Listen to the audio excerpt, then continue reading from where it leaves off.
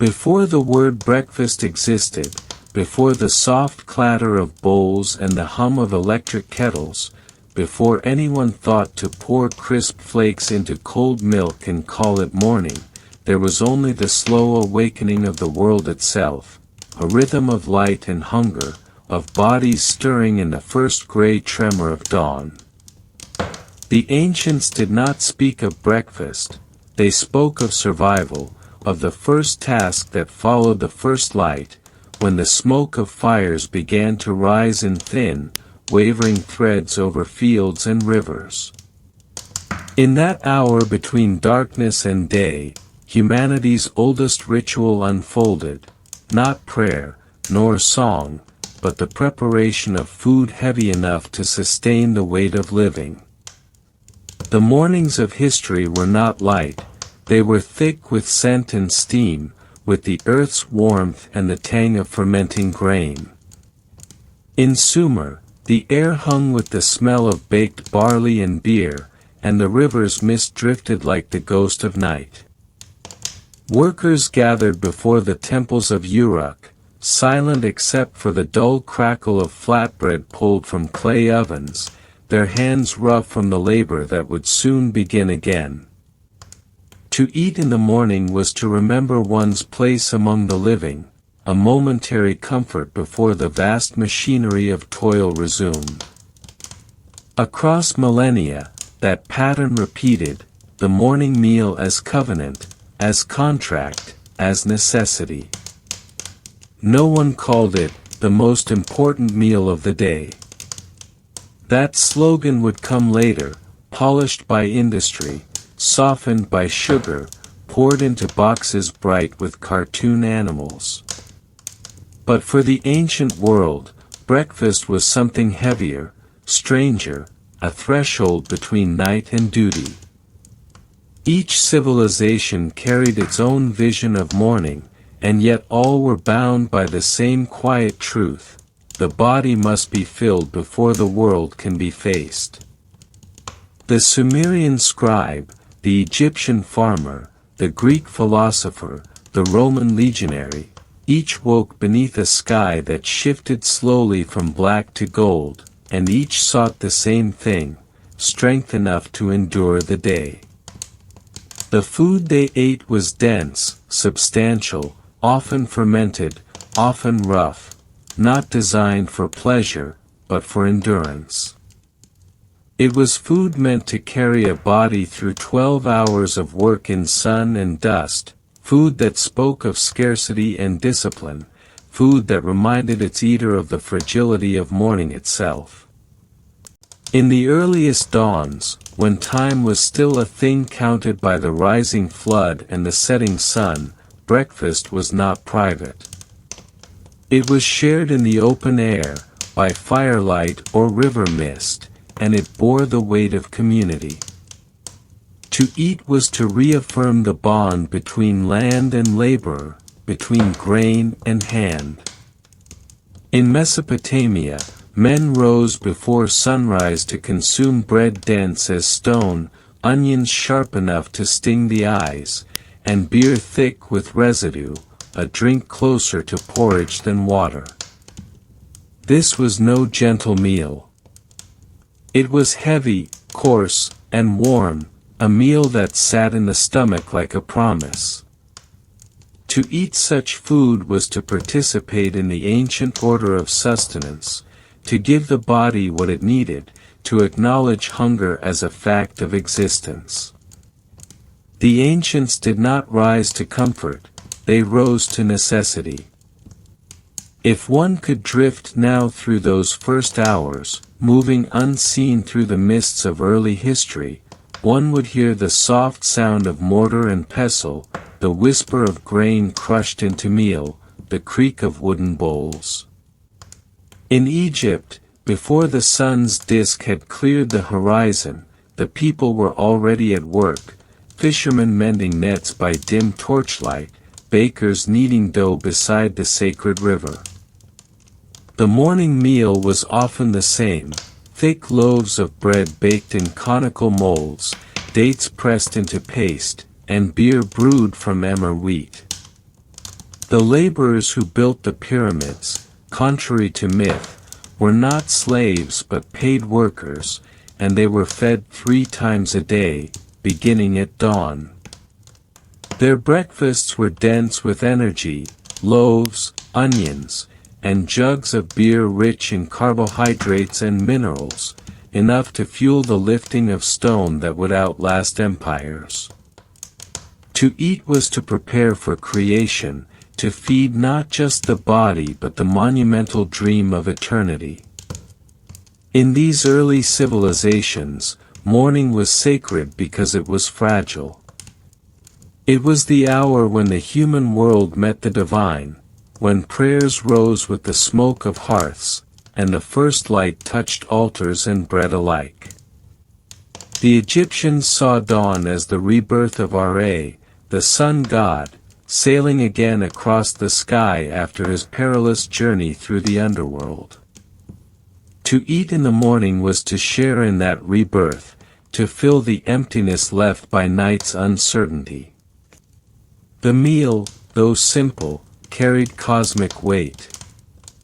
Bread was more than food, it was the body of sustenance itself. Beer was more than drink, it was liquid life, purified by fermentation and sacred to both gods and mortals. In the quiet of early day, each bite and sip echoed the eternal cycle, death, darkness, renewal. Far to the west, the Greeks would later speak of moderation, of measured appetite.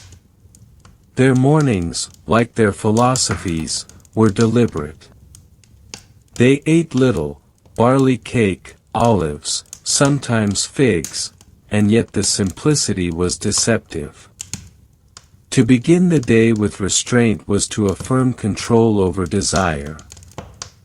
The Greek word for breakfast, akritisma, came from akratos, meaning undiluted wine, a curious hint that even their first meal carried echoes of ritual intoxication. In Athens, scholars rose early to write or walk, sipping wine mixed with water, eating bread soaked in it, speaking of the balance between hunger and thought. For them, food was the architecture of discipline. To eat too much in the morning was to cloud the mind. But even in their restraint, there was heaviness, a moral gravity that gave the act of eating its solemn rhythm. Rome inherited and expanded this ritual, turning morning into an emblem of empire. The Roman ientaculum was not the lavish feast of poets, but a modest, efficient meal, bread, cheese, olives, sometimes dried fruit or eggs. For soldiers, it was heavier, a stew of barley, pulses, and meat, eaten before marching. For the poor, a crust of bread dipped in wine or oil. Yet in every case, breakfast carried the same subtext: preparation, order, the discipline of the day.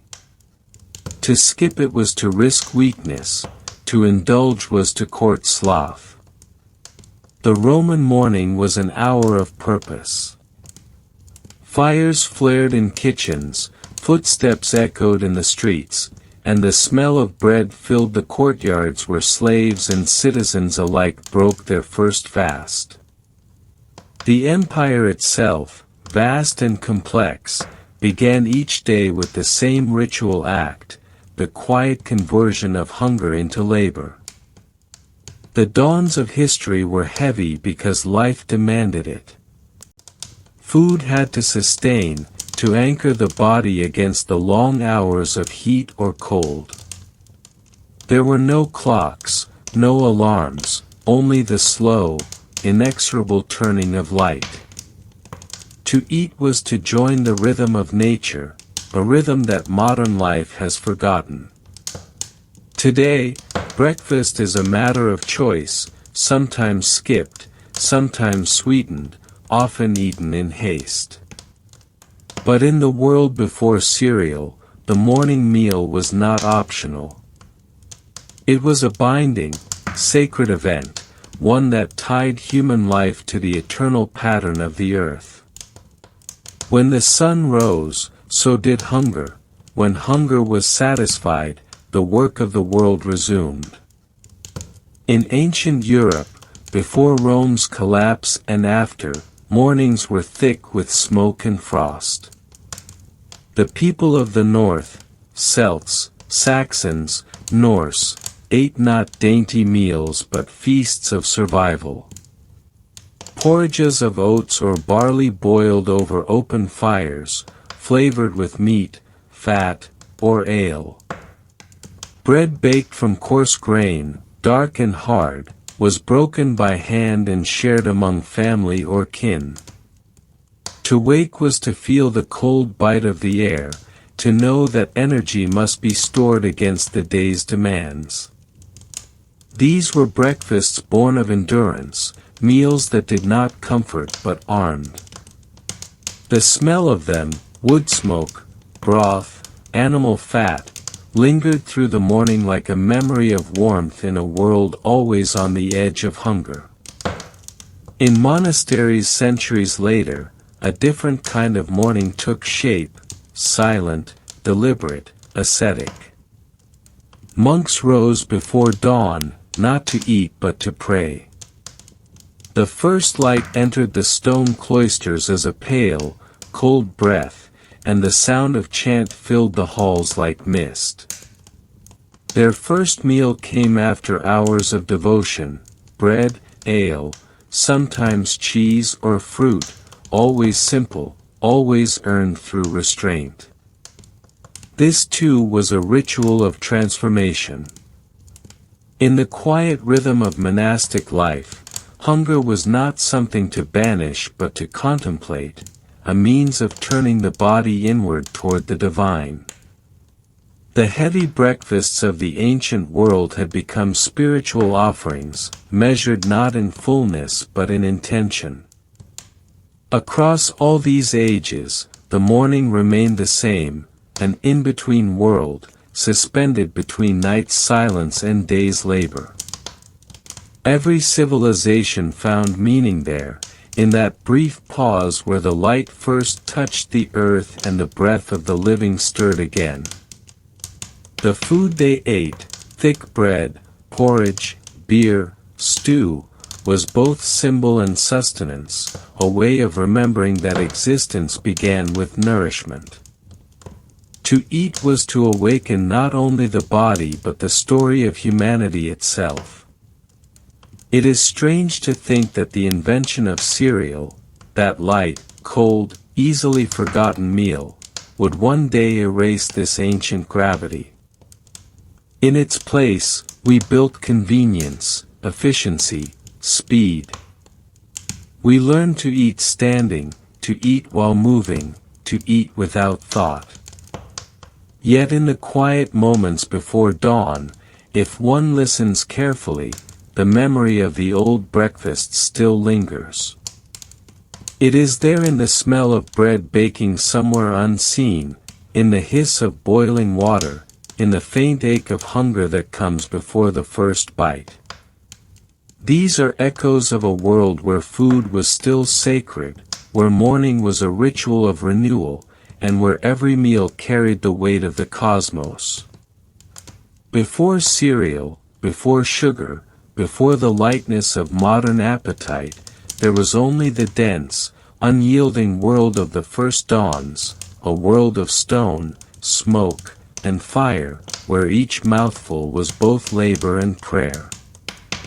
Humanity has always been hungry, and morning has always been the moment when hunger meets hope.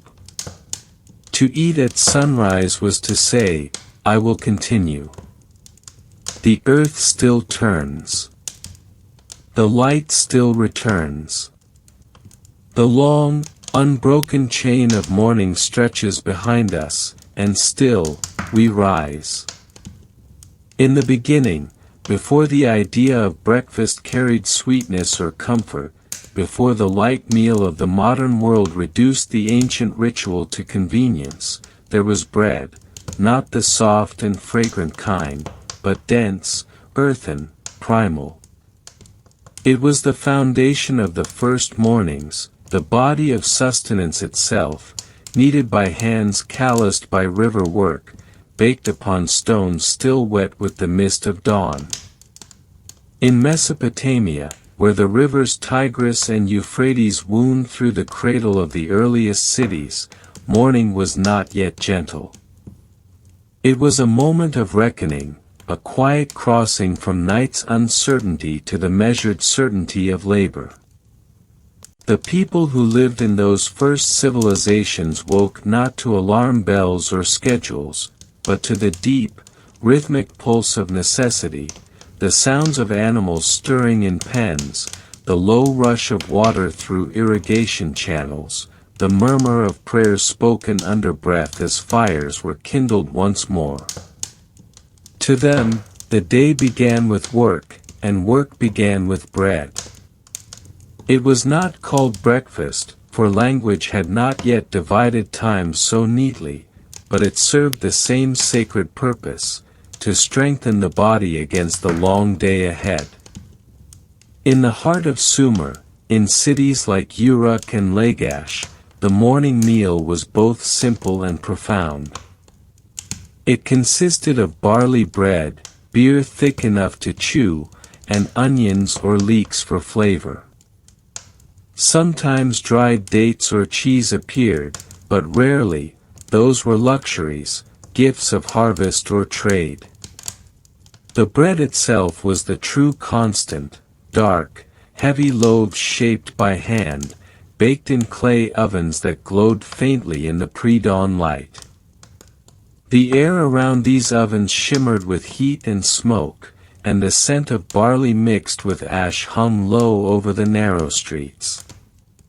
Women rose before the men, their movements slow and deliberate, preparing the dough in silence while the world beyond their door was still gray. The first loaves were always for the household gods, small offerings set aside to honor the unseen forces that govern fertility and grain. The rest would feed the family, the laborers, the builders, and the scribes who filled the temple courtyards as the sun began to rise. This bread, though coarse, carried meaning far beyond sustenance. To eat it was to partake in a story older than writing itself. Grain had been tamed by human hands, turned from wild stalk to field, from seed to meal, from meal to nourishment. It was both labor and miracle, the daily proof that chaos could be ordered, that life could be made predictable in a world of floods and droughts.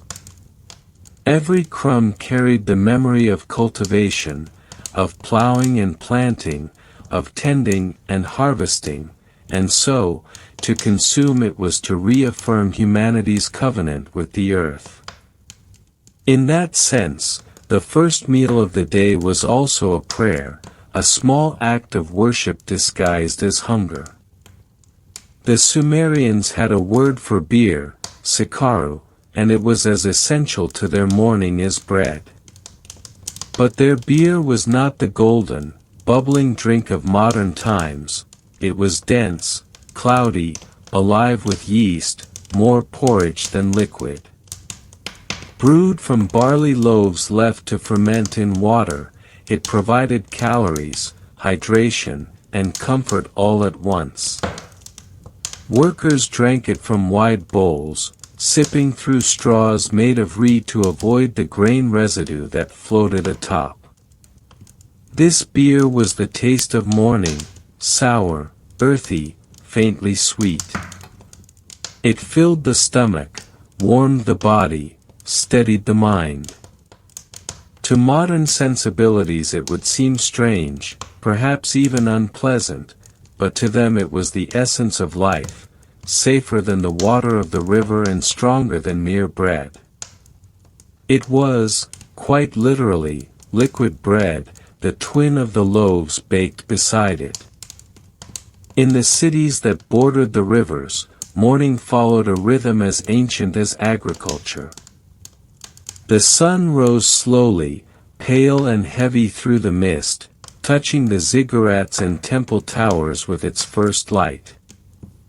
Farmers and laborers gathered their tools, their breath visible in the cool air. Children carried water jars, scribes unrolled clay tablets, and priests offered incense at the altars of Enlil or Inanna. The smell of food mingled with the smell of smoke and animals, a living perfume that told of both toil and comfort. To the Sumerians, life was work and worship intertwined, and breakfast, though unnamed, was the thread that bound them together. The day's first meal was not indulgence, it was order, ritual, necessity, the rhythm of civilization itself. Archaeologists, in their quiet diggings, have found the traces of these mornings, charred barley kernels in the dust of ancient hearths, grinding stones worn smooth by countless hands, fragments of pottery still holding the ghost scent of ferment. In one site near Ur, clay tablets list the rations given to temple workers, measured in bread and beer. These records, among the oldest written documents in the world, reveal how central the morning meal was to the structure of society. A worker might receive 2 loaves and a jar of beer for the day, sometimes more if the labor was long or sacred. The ration was both payment and nourishment, a recognition that the work of building, irrigating, and recording demanded fuel. Even kings and priests, in their elevated chambers, ate from the same substance. The difference was only in quantity and refinement, finer flour for the powerful, coarser meal for the poor, but the essence was the same. In a world divided by status, bread was the great equalizer. It is said that civilization began with the domestication of grain, and perhaps it is no coincidence that the ritual of mourning began there too. The first fields of barley and wheat transformed the wandering hunger of early humanity into something steady, predictable, bound to time and season. The cycle of sowing and harvest became the heartbeat of society, and with it came the need to order the day, to divide time between labor and rest, night and day, hunger and fulfillment. The morning meal emerged naturally from this rhythm, the necessary prelude to work. It was not chosen, but inherited, born from the soil itself. In the stillness of those early hours, before the city came fully awake, there was a strange peace. Smoke curled from the rooftops, the river gleamed with faint light, and the faint hum of voices rose like prayer. The Sumerians did not yet know the word history, but they lived its beginning. Their mornings were the blueprint of civilization, structured, purposeful, sacred. When they ate, they did not merely consume, they participated in the grand cycle of the cosmos. The gods had given grain to humankind, and humankind, in return, gave back its labor, its reverence, its hunger. There was a kind of poetry in their simplicity, a slow grace in the act of beginning each day the same way. Modern life, with its variety and speed, has forgotten this rhythm. But in the ancient world, repetition was not monotony, it was stability.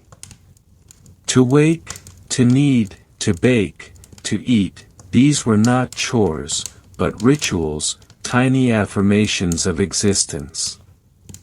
Each morning repeated the creation of the world, each loaf reborn from the last, each mouthful a continuation of the story that began with the first cultivation of grain.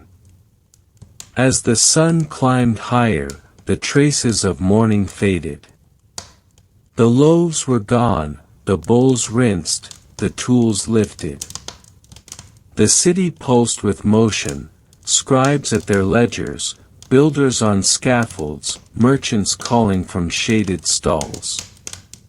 Yet beneath the surface of all that noise, the quiet power of breakfast remained. It was the unspoken force that sustained the body, that allowed the work of empire to continue. Without it, there would be no writing, no temple, no law. Civilization itself was built on bread, and the first breaking of that bread each morning was as crucial as any prayer. If one could stand now at the edge of an ancient street, watching as the day unfolded, one might see how the first meal bound every person together. The worker lifting his hammer, the child carrying clay tablets, the priest tracing lines of smoke into the sky, all had eaten the same sustenance, drawn from the same earth. Theirs was a world of shared hunger, shared endurance. The boundaries between sacred and mundane blurred in the rising heat of day. To feed the body was to honor the gods, to labor was to maintain the order they had decreed. The mornings of Sumer were not soft, nor were they easy. They were heavy, fragrant with effort, lined with the scent of grain and sweat. Yet within that heaviness was a profound beauty, the beauty of constancy, of knowing that each dawn carried the same promise: the river would rise, the oven would burn, the bread would bake, and life would continue. There was no rush, no novelty, only the deep rhythm of survival. It was a kind of wisdom, perhaps, the understanding that repetition is endurance, and endurance, in the end, is all that civilization requires. The people of the rivers did not dream of leisure, they dreamed of balance. Their mornings were offerings to that balance, a way of harmonizing the hunger of the body with the order of the world. Each bite of bread was a reminder that to live was to depend, on the land, on the labor of others, on the fragile thread of light that bound night to day. And so, the first breakfasts of humanity were not feasts of abundance, but humble acts of gratitude, heavy with meaning and silence.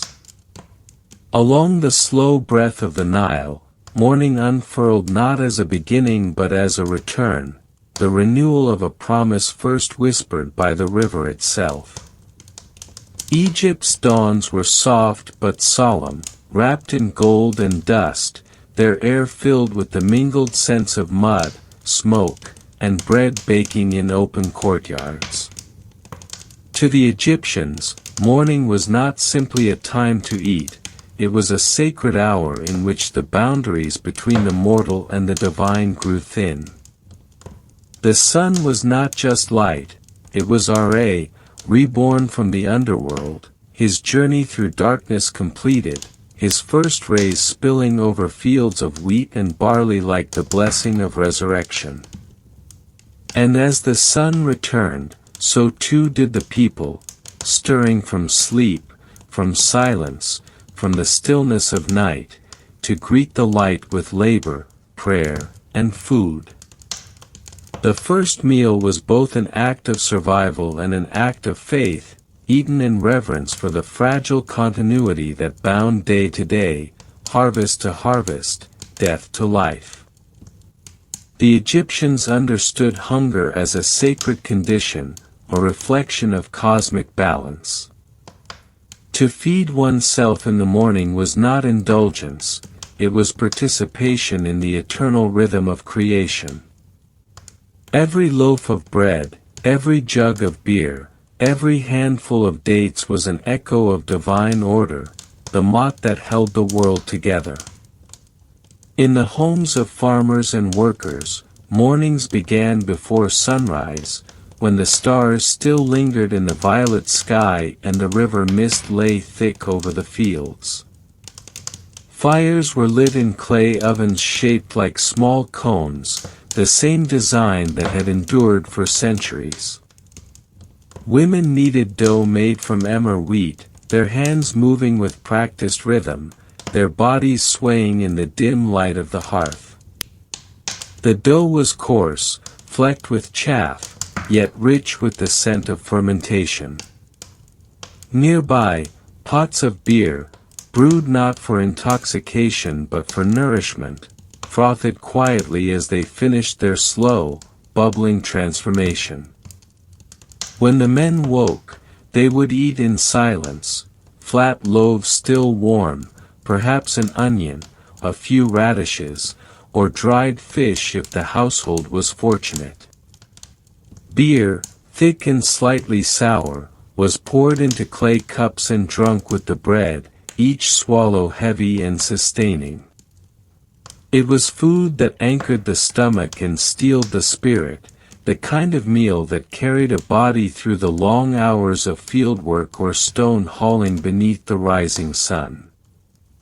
Even the workers who built the pyramids, often imagined by later ages as slaves, were paid with such food. Their rations were generous by ancient standards, several loaves a day, 2 jars of beer, and sometimes meat or fruit. The state that built monuments to eternity knew that endurance was born in the stomach. Without bread and beer, there could be no Egypt, no tombs, no kings, no gods enthroned in stone. Yet the morning meal was more than nourishment, it was ritual. Before eating, many offered a portion of their bread to household idols, small figurines of clay or wood representing protective deities or ancestors. This act linked the eater to the unseen world, acknowledging that sustenance came from forces beyond human control. The Nile's floods were unpredictable, its bounty both gift and threat. To consume the products of the earth was to accept that dependency with reverence. The first bite of bread was a communion, a silent recognition that life flowed not from man's will but from the eternal cycles of creation. In temples, this understanding took grander form. The priests of Ra, Osiris, and Ammonius began their mornings with offerings of food and drink before the sacred statues. They placed bread, beer, meat, fruit, and incense before the gods, reciting hymns that praised the renewal of day. These offerings were believed to feed the gods themselves, to sustain their divine essence as they sustained the world. Only after the gods had been symbolically nourished could the priests partake of what remained. Thus, even among the divine, the order of breakfast followed a cosmic hierarchy. The gods ate first, then men. The meal, whether sacred or humble, mirrored the same pattern: darkness giving way to light, emptiness filled, hunger sated, order restored. If one walked along the riverbanks at dawn, one would see this rhythm made visible. Fishermen cast their nets into waters still silvered by the retreating night. Farmers gathered near their irrigation dikes, chewing bread as they adjusted the flow of water. The smell of baking filled the air, mingled with the tang of wet reeds and silt. Everywhere, there was motion, measured, patient, ancient. The Nile was not merely a river but a clock, its flow dictating every movement of life. And breakfast, in its quiet simplicity, marked the turning of that clock. To eat was to say, the flood has come again, the sun has risen again, life endures once more. The bread of ancient Egypt was unlike the airy loaves of modern times. It was dense, grainy, often baked with grit from the grinding stones. To chew it was to feel the earth itself, the texture of field and stone ground fine between the teeth. This bread left traces on the bodies of its eaters. Skeletons from the period show teeth worn down by the invisible sand embedded in every bite. Yet this coarseness carried meaning. It was a reminder that nourishment always came with effort, that the gifts of the earth demanded tribute in return. The people accepted this exchange without complaint. To eat was to participate in the struggle of existence, to consume not merely food but the memory of labor. Among the wealthier classes, the morning meal took on more variety. Nobles and officials dined on honeyed bread, fresh figs, cheese, and small cuts of roasted meat. Their servants poured wine instead of beer, their tables adorned with vessels of alabaster and gold. Yet even in these moments of luxury, the tone remained reverent. Food was never merely pleasure, it was an echo of the divine order. The pharaoh himself, seen as a living god, was depicted in countless reliefs offering food to deities, a gesture that symbolized both humility and power. He gave what he received, he sustained the gods so that they might sustain him. The cycle was complete, infinite, serene. For ordinary Egyptians, mornings were quieter, though no less sacred. After the meal, families gathered briefly before small household shrines to speak the names of the dead, to light incense, to whisper prayers for protection and harvest. These rituals, performed with full stomachs and steady hands, wove the spiritual and the material into one seamless rhythm. The body was fed, the soul was aligned, the day could begin. There was no separation between life and afterlife, between hunger and devotion. In every crumb of bread, the promise of eternity was hidden. As the sun climbed higher, the colors of the land changed, the river turned from silver to blue, the sand from pale gray to gold, the sky from soft pink to white. The heat thickened, and the day's work began in earnest. But beneath the clamor of tools and the calls of workers, the silence of morning lingered, a memory of stillness that the Egyptians carried with them through every hour. They believed that to begin the day properly, to eat with gratitude, to honor the gods, to fill the body with the fruits of the Nile, was to ensure balance in all things. The failure to do so invited disorder, isfet, the chaos that haunted creation. Thus, breakfast was not merely habit but safeguard, a ritual wall against the collapse of harmony. Even death could not sever this rhythm. Tomb paintings from the Old Kingdom to the New show scenes of food offerings arranged for the deceased, loaves, beer jars, onions, fish, fruit. The inscriptions beside them speak of eternal sustenance, bread for the mouth, beer for the heart. The dead, too, were imagined to eat at dawn, nourished by the offerings of the living, participating in the same cosmic meal that had always united gods and mortals. In this way, the Egyptian morning transcended time. Every sunrise was both new and ancient, both mortal and divine.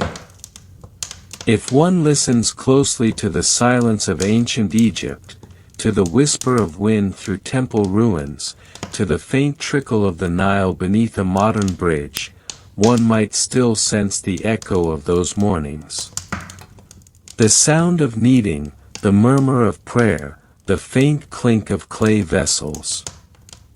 It was a music of endurance, a song the earth itself seemed to hum. Each morning repeated the same refrain: life returns, hunger is met, order restored. The modern world, with its haste and sweetness, has forgotten the heaviness of that sacred hour. Our mornings are pale reflections, stripped of weight, filled with convenience rather than meaning. Yet the echo remains, buried in our habits, the instinct to eat soon after waking, the faint sense that morning demands attention, reverence, a pause before motion. The Egyptians knew that this pause was holy. To eat too quickly, to neglect the offering, was to invite imbalance.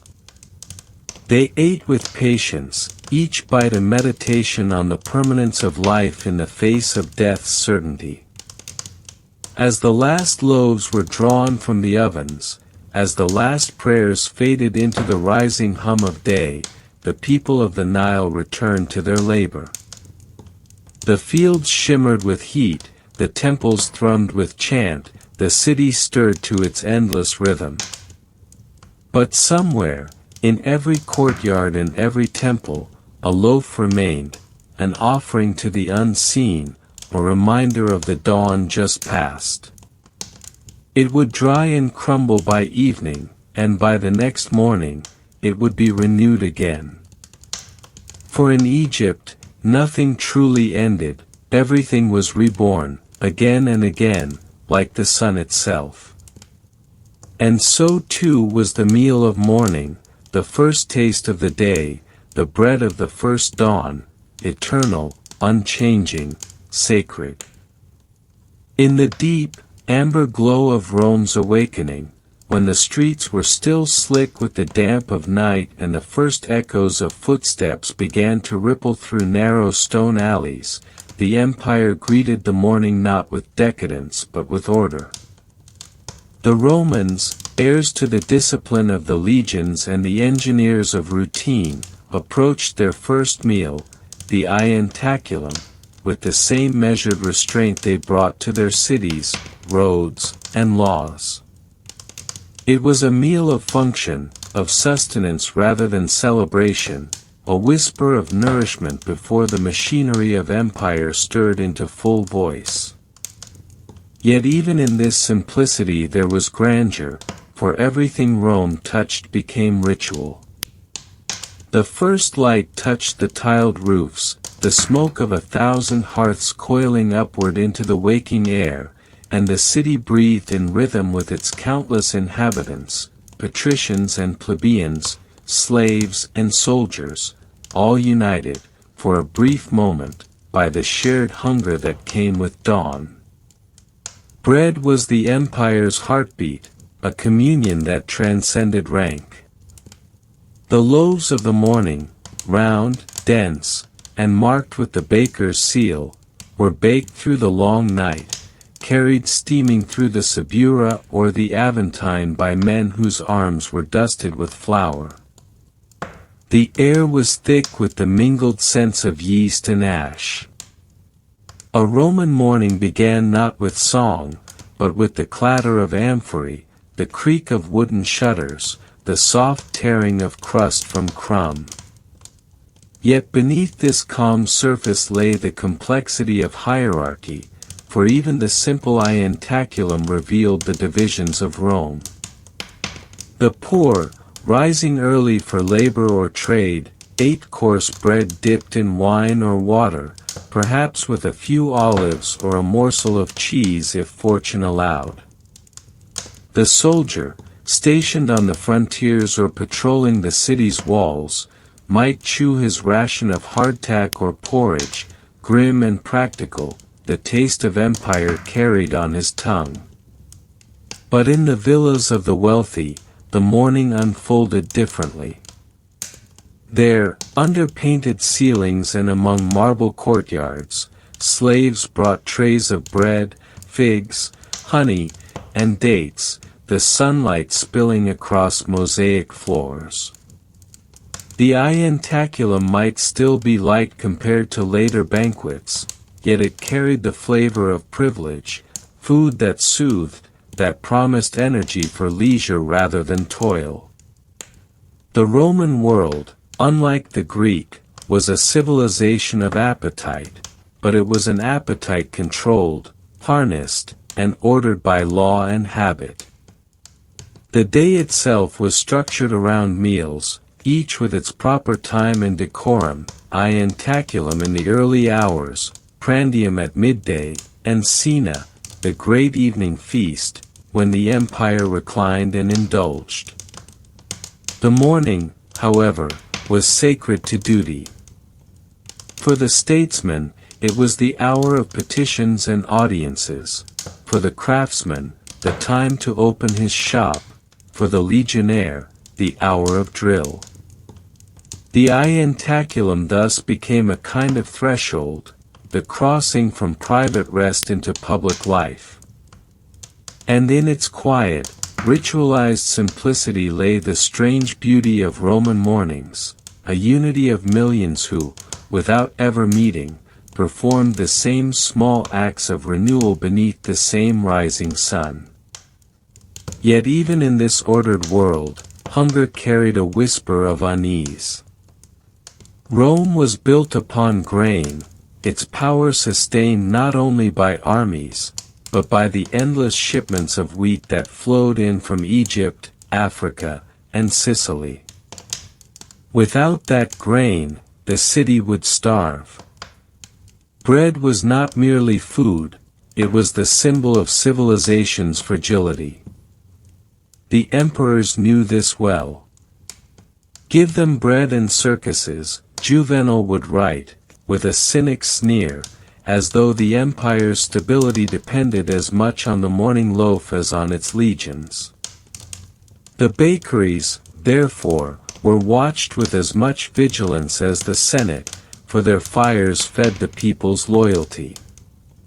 In the deep hours before dawn, the millstones turned, grinding the empire's heartbeat into flour, while bakers' apprentices shaped dough into round loaves stamped with imperial marks, proof not just of nourishment, but of the state's benevolence. To eat was to belong, to hunger was to remember one's place in the great machine of Rome. The ientaculum was more than sustenance, it was a gesture toward control. Even its ingredients reflected Roman order. Honey from Spain, olives from Campania, cheese from Gaul, wine from the Aegean, each bite was a map of conquest, the empire devouring its own vastness. Yet there was an eerie poetry in it. As the Romans ate, they consumed the world they ruled, binding its distant lands to their bellies in the quiet intimacy of breakfast. The bread that warmed a senator's hand had passed through the same sea routes that carried soldiers, traders, and slaves. The fruit on his table had once hung in orchards far beyond the Tiber. To eat in Rome was to participate in the geography of empire, to taste its reach. As the day began, the city pulsed with sound, the tolling of water clocks, the calls of vendors, the distant thud of hammers from the forum. And among all these sounds, the faint murmur of eating, the soft break of bread, the clink of clay cups, joined as a hidden chorus, almost inaudible, yet vast. It was in these hours that Rome was most human, stripped of spectacle, before the roar of arenas and the shouting of markets.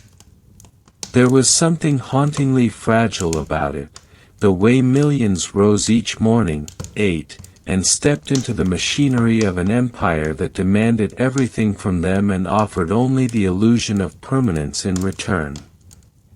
In the countryside, far from the marble and smoke, the Roman dawn was quieter but heavier. Farmers broke their fasts beside fields still wet with dew, eating barley porridge thickened with beans or lentils, washed down with thin wine. Their hands were rough, their bodies bent from labor, yet their mornings were the truest continuation of ancient rhythms, the same patterns that had once sustained Greece and Mesopotamia. The land still ruled the stomach, no matter how powerful the cities became. For the peasant, each morning's meal was a fragile pact with survival. Bread might fail if the harvest was poor, and the cold months brought hunger that tested faith and body alike.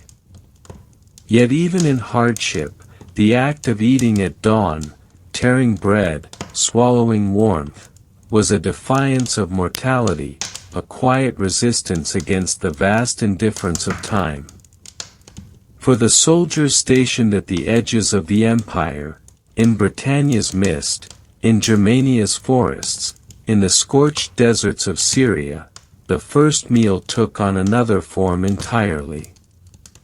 Their mornings began not with quiet reflection but with duty, the roll call echoing through camps still smelling of iron and smoke.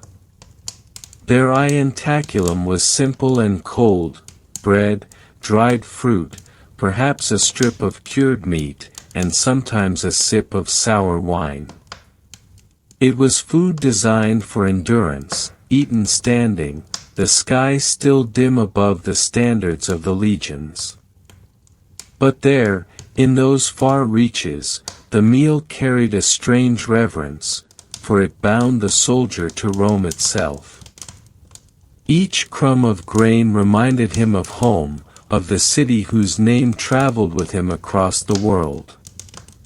The empire's breath moved through his body with every swallow. And what of the slaves, the silent majority whose labor built the splendor of Roman mornings? For them, the ientaculum was not a ritual but a ration, a meager offering before endless work. A crust of bread, perhaps a handful of olives, sometimes nothing at all if the master's patience was thin. Yet even here, in the shadows of the great households, the same pattern persisted: food taken in the first light, a necessary act before the weight of the day. Hunger was the one thing that bound all classes together, the invisible thread that tied the emperor to the servant, the philosopher to the field hand. By late morning, the sun was high and the ientaculum already forgotten, swallowed by the roar of the day. Yet it lingered, ghost-like, in the body, the faint taste of bread, the trace of oil on the tongue, reminders of that quiet, fleeting moment when the empire was still, when every Roman, from the Palatine to the slums, paused to eat and to exist. There was something deeply human in that moment of pause, a reminder that even empires must begin each day by acknowledging hunger. But as Rome's power reached its zenith, the simplicity of morning began to shift. The wealthy, lulled by luxury, turned the ientaculum into a small indulgence, a precursor to the decadence of Cena. Honey cakes, spiced wine, fruits from distant lands began to appear. The morning, once sacred to labor and discipline, grew soft with comfort. In the homes of senators and courtesans, slaves carried trays of delicacies: dates from Judea, eggs seasoned with pepper, slices of smoked fish glistening in oil. These were not meals of necessity but of leisure, eaten slowly, accompanied by laughter or gossip, while the rest of the city toiled. The balance between hunger and plenty began to tilt. Yet even in this decadence, a shadow remained. The Romans, for all their power, could not forget that every loaf depended on the uncertain grace of the earth. Drought, flood, war, any could disrupt the grain ships that fed the capital. And when they did, hunger returned with a vengeance. There were mornings when the bakeries stood empty, when the markets howled with anger, when the city trembled beneath the weight of its own appetite. It was in those moments that the fragility of civilization revealed itself most clearly, when all the marble and law, all the empire's pride, shrank before the simple truth of an empty stomach. Thus, the ientaculum, in all its quietness, held a mirror to Rome's soul. It was a meal both humble and immense, a bridge between survival and splendor, discipline and desire. It spoke of the Roman genius for order, yet whispered too of the chaos that always waited beyond it. Each morning, as the city awoke, it reenacted this fragile balance: the hum of ovens, the hiss of oil, the sound of teeth breaking bread, small, unassuming acts that kept the empire alive. And though the centuries would erode its temples, scatter its legions, and silence its forums, that sound, the sound of the first bite at dawn, would echo on, carried through time, through monasteries, through villages, through kitchens yet unborn.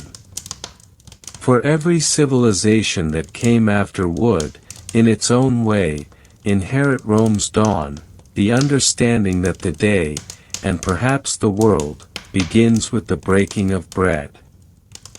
When Rome's dominion began to fade and its light dimmed into the twilight of empire, the morning itself seemed to shift, less the orderly dawn of marble and decree, more a hazy, uncertain light creeping across a world no longer sure of its boundaries. The great machine of civilization had slowed, its gears grinding against the dust of time, yet the old rhythm of hunger endured. Across the former provinces, Gaul, Hispania, Britannia, the remnants of the Eastern realm, the Roman ientaculum did not vanish so much as dissolve, mingling with local customs, reshaping itself into countless new forms. The morning meal of the empire gave way to the breakfast of the tribes, the villagers, the monks, and the wanderers. Still, the same act persisted: the lighting of a hearth, the warming of grain, the breaking of bread beneath the sky. Dawn had become humbler, lonelier perhaps, but in that quiet humility there was an enduring human truth.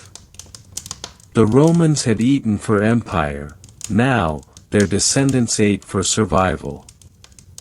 The centuries between empire and the early Middle Ages were centuries of smoke and silence, when Europe reawakened not as a unified world, but as a scatter of isolated hearths. In these dim mornings, the meal that had once sustained senators and soldiers alike became something heavier, earthier. Where Rome's bread had been baked in city ovens, now bread was born of hand-ground flour and ash, the loaves dark, coarse, and irregular. There was no longer the steady supply of Egyptian grain, no fleets crossing the Mediterranean to feed a million mouths. People ate what the land would offer: barley, oats, rye, beans, roots. The first meal of the day, when it came at all, was not a delicacy but a lifeline. And yet, even amid scarcity, there was ritual. The morning fire became sacred once more, its warmth a fragile fortress against the encroaching cold of the Dark Ages. In the quiet of rural villages, a strange poetry filled the dawn. The sound of iron pots being set above the fire, the slow stirring of porridge, the hiss of dripping fat on embers, these were the hymns of survival. Breakfast was often no more than a bowl of gruel thickened with whatever grain could be spared, perhaps flavored with herbs, milk if the cow had calved, or salted lard if the household had hunted well. For the peasants, it was a meal of necessity, eaten standing, before hours of toil in field or forest. And yet, this first meal, taken in silence save for the crackle of flame, possessed a strange reverence, as if the act of eating were a form of prayer, a plea to the earth for endurance. The wealthy, too, though far fewer now in number, clung to remnants of Rome's morning elegance. In the halls of the newly risen lords, the early medieval nobility, mornings began later, less out of luxury than of habit, for dawn was cold and cruel in stone keeps. Their first food was heavy with meat and ale, a feast compared to the villagers' gruel, but even here, comfort was precarious. Bread baked from fine milled wheat was still a symbol of status, but it was rarer now, its whiteness the mark of privilege amid the dark loaves of the poor. Butter, cheese, roasted fowl, all appeared upon noble tables, not to celebrate the day, but to remind their eaters of control over a world that was, increasingly, uncontrollable. But it was not only the land that shaped breakfast, faith had begun to govern the morning, too. With the rise of Christianity, the dawn meal took on a new meaning, an interval between fasting and devotion, a pause before prayer. The body's hunger was bound to the soul's, and both were to be mastered through discipline. The Church's rhythms began to replace those of empire, and with them came new patterns of eating. Monks rose in the dark, long before sunrise, their chants echoing through cold stone cloisters. They worked, prayed, and waited until after the first canonical hours, prime or terce, before breaking their fast. Their morning meal was often meager, bread, cheese, watered wine, sometimes a little broth or ale. Yet within the silence of their halls, the act of eating had become sanctified. Food was no longer just sustenance, it was a lesson in humility, a reminder that even nourishment came by grace. Still, outside the monasteries, the human body obeyed older laws. Farmers, blacksmiths, shepherds, all woke before dawn and needed strength for labor. Their meals could not wait for the Church's schedule. They ate early, ate heavily, and ate what the land would give. In the misty mornings of northern Europe, breakfast might be bread dipped in beer or milk, thick soups of barley and leeks, smoked meat left from the night before. In Scandinavia, porridge boiled in iron pots, thick as clay, while in the forests of Germania, hunters roasted meat over early fires, their breath mingling with the smoke in the cold air. The first meal of the day was no longer a refined Roman ritual, but a primal act of continuity, a reawakening of the ancient covenant between labor and sustenance. There was a haunting beauty to these early medieval mornings, a strange balance between desolation and endurance. The world had grown smaller, but the connection between food and the sacred had deepened. To eat was to live, and to live was to be grateful. The hearth replaced the temple, the spoon replaced the amphora. Humanity, once surrounded by marble and law, now found its meaning in firelight and bread. The simplicity of breakfast, stripped of empire's excess, revealed something purer, the raw persistence of life. As centuries turned and kingdoms rose from the remnants of fallen provinces, the morning meal began to diversify again, shaped by climate, faith, and geography. In the Byzantine East, where the memory of Rome lingered like incense, mornings retained their quiet grace. There, Monks and courtiers alike ate bread with olives or fruit, and in the cities, fish and sweet pastries filled the air with scent. The empire of Constantine had inherited both the asceticism of the desert and the sensuality of the Mediterranean, its breakfasts a mirror of that paradox.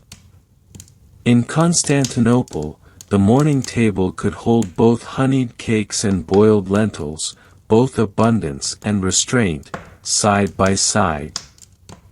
And in this blend lay the mystery of survival, the ability to find harmony between hunger and gratitude. Meanwhile, in the Western lands, new ingredients and customs slowly crept into the dawn. The spread of the plow and the taming of northern soils brought richer harvests: oats, rye, wheat. Ale became as common as water, and the morning drink of peasants often carried the faint warmth of fermentation. The monasteries, those keepers of both faith and knowledge, became the silent architects of the medieval breakfast. Within their walled gardens, monks cultivated herbs, fruits, and grains.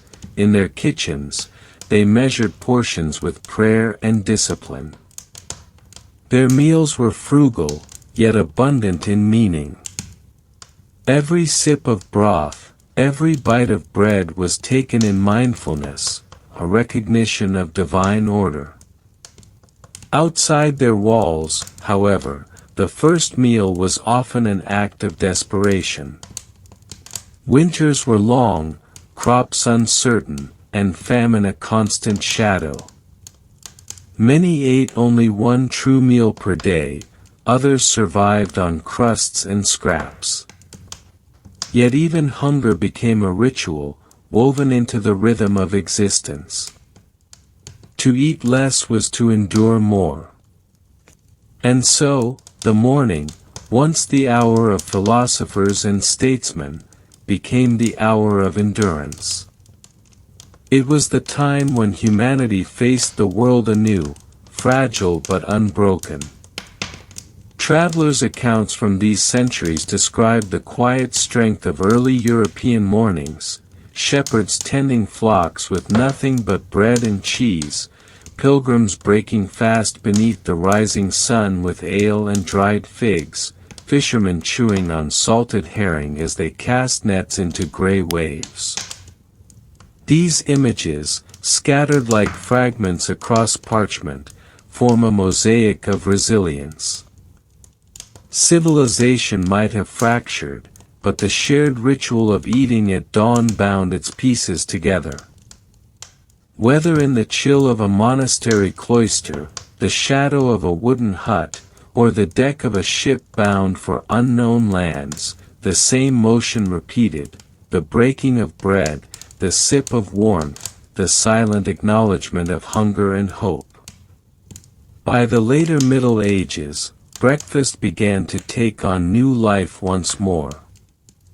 Trade routes reopened, cities grew, and with them came the return of the marketplace, the hum of bakers, butchers, and brewers.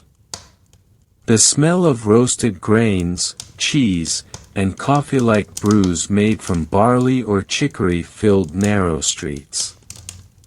The morning was no longer just survival, it was beginning to become comfort again. Yet even then, a faint shadow lingered, the memory of hunger etched into the collective soul. People ate heartily, but never without awareness of loss. Each heavy meal was both gratitude and defense, against famine, against fate, against the long night. And so, through the long centuries between empire and rebirth, breakfast held its secret power. It adapted, endured, and transformed, just as humanity did. It moved from marble atriums to thatched cottages, from golden plates to wooden bowls, but it never ceased to mark the threshold between darkness and light, sleep and waking, faith and labor. Each dawn, The world began again with the same small act, a bite of bread, a sip of warmth, a quiet moment of connection between body and earth. There is something eternal in that motion, something ancient and almost divine. Perhaps that is why, even now, in modern mornings filled with noise and speed, we still cling to it, the ritual of the first meal. Long before coffee, before cereal, before the bright sterility of the modern breakfast table, there were these older mornings, rough, smoky, silent, yet deeply human. They remind us that civilization itself was first built not by kings or scholars, but by those who rose before dawn, lit their fires, and ate just enough to begin again. In the end, every empire begins at the table, and every morning, however humble, is a quiet feast of the rising sun. Far to the east, where the light of morning first touches the earth, the act of eating at dawn became not only a necessity but a ceremony of balance, an offering to the unseen forces that guided life's quiet flow. In the islands and valleys of ancient Japan, the day began with silence, and within that silence, the soft hiss of rice steaming over open flame, the subtle fragrance of grain that had ripened beneath the same sun that now rose anew. The meal was not grand, but it was sacred. To eat was to honor both the labor of the living and the generosity of the dead, whose spirits were believed to linger in the soil and the harvest. A bowl of rice, a piece of grilled fish, miso soup made from fermented soybean paste, these were not luxuries but acts of remembrance, of gratitude toward a nature that sustained and tested in equal measure. The Japanese morning was shaped by Shinto, by the deep awareness that every object, every grain, every drop of water was alive with kami, divine essence. Thus, even before a mouthful was taken, there was reverence, the head bowed, the hands pressed together, a murmured itadakimasu whispered not out of habit, but out of recognition that life was being exchanged. Each meal was a small communion with the world. Rice, though humble, was divine, the gift of Amaterasu, the sun goddess, whose radiance was believed to dwell in the whiteness of the grain itself. And so the morning table, though simple, carried the weight of cosmic gratitude. The villagers ate with slow precision, never rushing the act of nourishment, for in their understanding, the soul mirrored the rhythm of the body, and to eat mindlessly was to drift from harmony. In the mist-veiled fields of ancient Yamato, farmers rose before the sun to offer the first handful of cooked rice to the ancestors, placing it on small wooden altars beside tiny cups of sake. Only after this offering could they eat themselves. The steam curled upward like incense, and in that curl they saw the meeting of earth and heaven, the transient, invisible bond between what grows and what is consumed. Their mornings were often cold and damp, yet the warmth of the meal, the quiet repetition of ritual, gave the world its order. In that order was peace. Even hunger had its own dignity when framed by devotion. To the noble courts, morning looked different, though no less deliberate. In the Heian period, where poetry and elegance ruled the upper world, breakfast was a mirror of refinement. Servants laid lacquered trays with small portions, rice seasoned with salt, pickled plums that struck the tongue with bright bitterness, dried seaweed that tasted faintly of the tide. The air in the palace rooms was heavy with incense, and yet the food, so spare, so unadorned, spoke of restraint. The nobles, wrapped in layers of silk, ate in silence, mindful of posture and proportion. The act was not simply to nourish, but to maintain the body as vessel, the polished surface upon which spirit and grace could be reflected. There was an unspoken tension in this delicacy. The more refined the world became, the more its people feared impurity. Thus, the breakfast of the court was not only physical sustenance, but spiritual discipline. Every flavor had meaning, every placement intention. Bitter and sweet, soft and firm, contrasts arranged like notes in a quiet song. Through such order, they believed, chaos could be held at bay. For in a world of shifting seasons, of floods and earthquakes and sudden death, the table was a space of stability, a human attempt to mirror the perfection of nature's own balance. Yet beneath this quiet civility, a deeper and older rhythm pulsed. In the rural homes, away from the polished halls of Kyoto, meals were more primal, closer to the soil. The morning fire was the heart of the household, tended by women who rose before dawn to cook for the family. The sound of wood cracking, of rice boiling, of fish sizzling over flame, was as steady as the rhythm of breathing. Life was harsh, winters bit deep, and harvests could fail, but breakfast, even when sparse, was never neglected. It was a promise renewed, that despite the fragility of existence, there would be one more day to labor, to pray, to endure. This contrast between simplicity and sacredness gave Japanese mornings a quiet eeriness, the sense that beneath every bowl of rice lay the weight of all who had lived and died before. Even the utensils reflected this belief. The chopsticks of the living were placed parallel, but those of the dead were set upright in their bowl. To mistake the two was to invite misfortune. Every gesture, every placement, held symbolic gravity.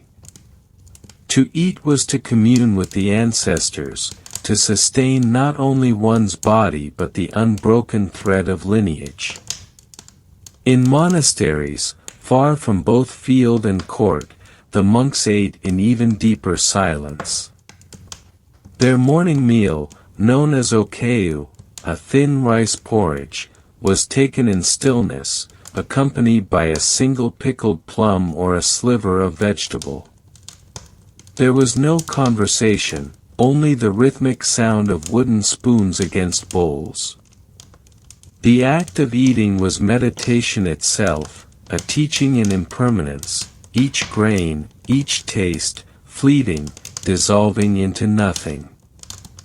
To chew slowly was to contemplate the transient nature of life. The monks recited words of gratitude before and after each meal, not to gods, but to the interdependence of all things, the earth that bore the rice, the rain that nourished it, the hands that harvested it. Even the smallest breakfast became an enactment of the Buddhist path. The austerity of the monastic table influenced all of Japan, softening the boundaries between hunger and enlightenment. Ordinary people, too, absorbed fragments of this discipline, learning to see food not as indulgence but as awareness. Morning, in this sense, was not the beginning of appetite but the renewal of mindfulness. The first bite of rice was a return, to the earth, to one's ancestors, to the stillness that preceded thought. The day could not begin without this quiet reconciliation between the living and the dead, between the body and the world. As time moved forward, the landscape of breakfast evolved but never lost its reverence. In the Edo period, As merchants grew rich and cities awakened to trade, the morning meal became more varied: grilled fish, miso soup, pickled vegetables, and rice, still the sacred constant, still the heart. Even in bustling towns, where vendors called out from the streets and the smell of charcoal filled the air, people ate with composure, unhurried, as if the rhythm of their ancestors still guided their hands. The ritual survived through change, becoming the quiet anchor of a rapidly transforming world. There was, however, a shadow that lingered beneath the calm. In the peasant villages, famine was never far. The same rice that symbolized divine abundance could vanish with a single storm or invasion. In such years, the morning meal was replaced by millet, by wild roots, by anything that could fill the belly. And yet even then, the rituals endured. A pinch of salt, a sip of thin porridge, a bowed head, small acts of endurance that wove resilience into faith. It was said that to eat in gratitude, even when the bowl was empty, was to defy despair. Thus, Japan's ancient mornings were both beautiful and haunted, marked by grace, but edged with fragility. To eat was to remember the earth's mercy and its indifference. The steam rising from a rice bowl could resemble both prayer and ghost. Every dawn held that ambiguity, the thin line between peace and sorrow, between sustenance and loss. And as the sun ascended above the tiled roofs and misted mountains, the world resumed its rhythm, the hammering of craftsmen, the chanting of monks, the songs of farmers in the fields. But beneath it all, the quiet breakfast remained, a breath of rice, a whisper of soup, a reverence older than history itself. For in the East, the morning was never just a time of waking. It was a moment of returning, to the body, to the ancestors, to the unending cycle of giving and receiving. The first meal was a mirror of the sun's rise, gentle, inevitable, fleeting. It asked for nothing more than attention, and in that attention, one found both nourishment and meaning. The world began again, as it always had, with a bowl of rice, the simplest of offerings, and yet, in its stillness, the most profound. In the lands beyond the Himalayas, where rivers carved their way through fertile plains and the air shimmered with incense and smoke, the morning began with invocation rather than appetite. In ancient India, before the first meal was taken, there was the act of remembrance, to the gods, to the ancestors, to the unseen order of things that gave rise to both hunger and its satisfaction. The air was often cool, filled with the faint sound of bells from distant temples and the murmur of priests chanting Gayatri mantra to summon the dawn. Within this sacred rhythm, breakfast, if it could be called that, was not the indulgent feast of later civilizations, but a delicate ritual interwoven with cosmology and restraint.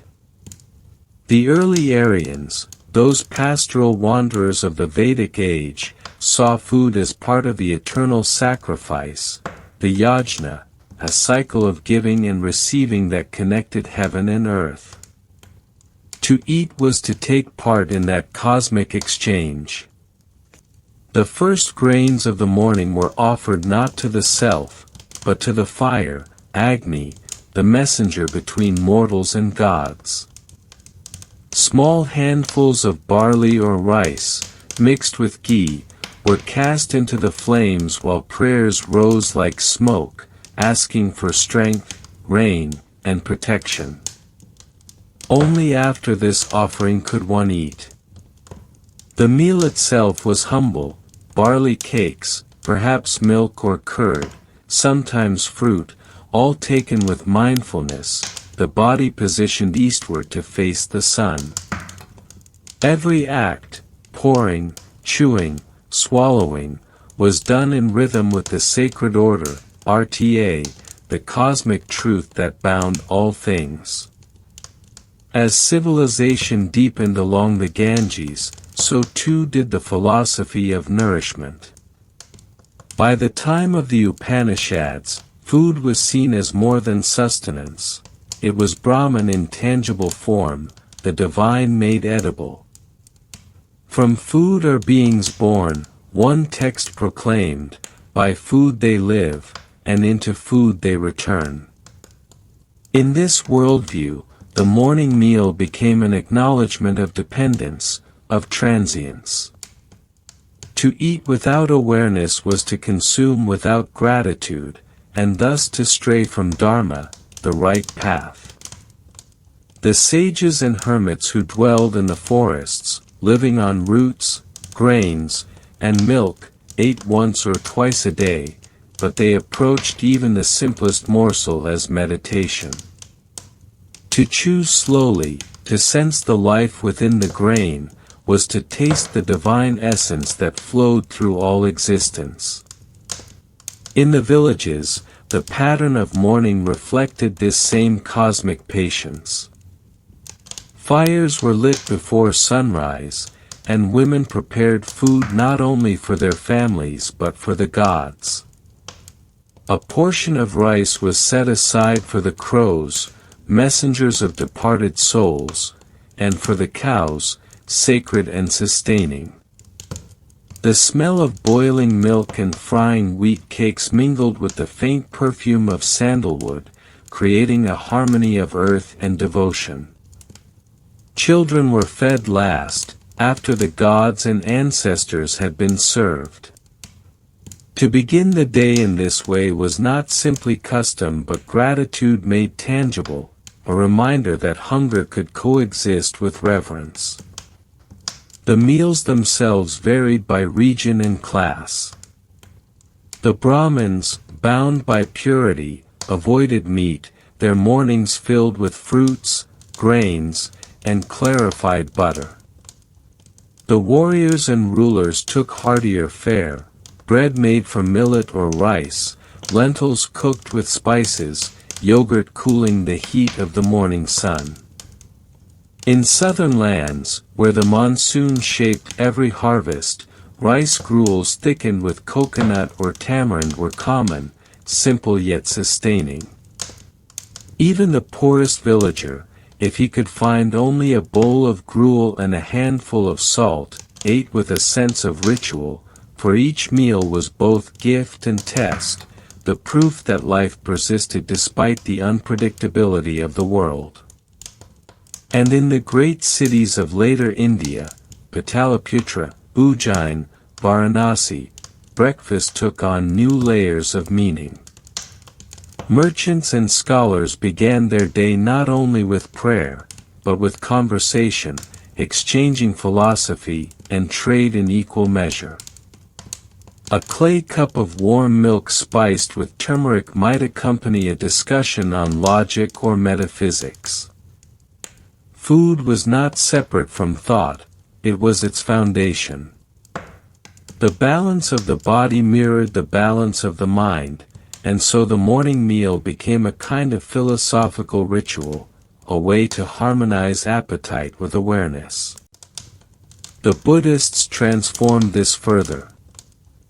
For monks, the first and often only meal of the day was taken before noon, in silence, from alms gathered at dawn.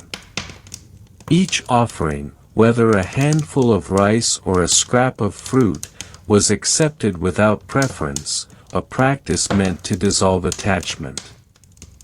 The act of eating was not to indulge the senses but to sustain the vessel through which enlightenment might arise. In the monasteries of Sarnath and Nalanda, hundreds of monks would sit cross-legged in rows, bowls before them, chewing slowly, mindfully, each bite synchronized with breath and prayer. There was no chatter, no satisfaction sought, only the steady, meditative rhythm of being alive. In the faint half-light of those ancient mornings, the line between sacred and mundane blurred. Food, prayer, work, and silence became indistinguishable. Even the humblest breakfast was part of a greater design. The Vedic poets had written that all creatures depend on food, and all food depends on rain. Thus, to waste even a single grain was an act of disharmony. Every bite carried an invisible lineage, the soil, the seed, the rain, the hand that harvested, the flame that cooked. The act of eating became a hymn, one verse in the endless song of interconnection. There was, however, another side, one less serene. In the same lands that venerated food as divine, famine stalked often. The monsoons could fail, the rivers could flood, the granaries could empty overnight. In such times, the morning meal became a memory rather than a habit. The poor gathered leaves, bark, or whatever could be boiled into sustenance. Yet even then, rituals persisted. A mother might still place a pinch of food on the ground before feeding her starving child, whispering the old words, "For those who came before." It was a fragile form of defiance, a way of insisting that reverence could outlast abundance. As the centuries turned, India's relationship to the first meal remained deeply spiritual. In the temples, priests still offered cooked rice, fruit, and ghee lamps to the gods at sunrise, Naivedya, the divine breakfast. In royal courts, elaborate trays were laid with golden bowls filled with sweets, milk, and spiced bread. Yet beneath the splendor lay the same core of devotion. Whether the meal was simple or grand, it began with the same awareness, that hunger was not a curse but a reminder of life's continuity. The ancient text spoke of three kinds of food: sattvic, pure and balanced; rajasic, stimulating and passionate; and tamasic, heavy and dulling. The wise sought sattva in their mornings, light meals that cleared the mind, awakened the senses gently, prepared the spirit for contemplation. Thus, a bowl of rice, a piece of fruit, a cup of warm milk, these were not signs of deprivation but of discipline. The idea was not to suppress hunger but to master it, to find in moderation the same harmony that governed the cosmos. There was something haunting in this restraint, a serenity that bordered on fatalism, as though the ancients knew that excess always led to imbalance. To eat was to affirm one's place within the wheel of rebirth, but to eat without mindfulness was to tighten its spokes. In this, the morning meal became a quiet act of liberation, a reminder that even in the smallest gesture, one could align with eternity. In the stillness after dawn, when the fires had dimmed and the chants faded, the people of the plains and forests began their day.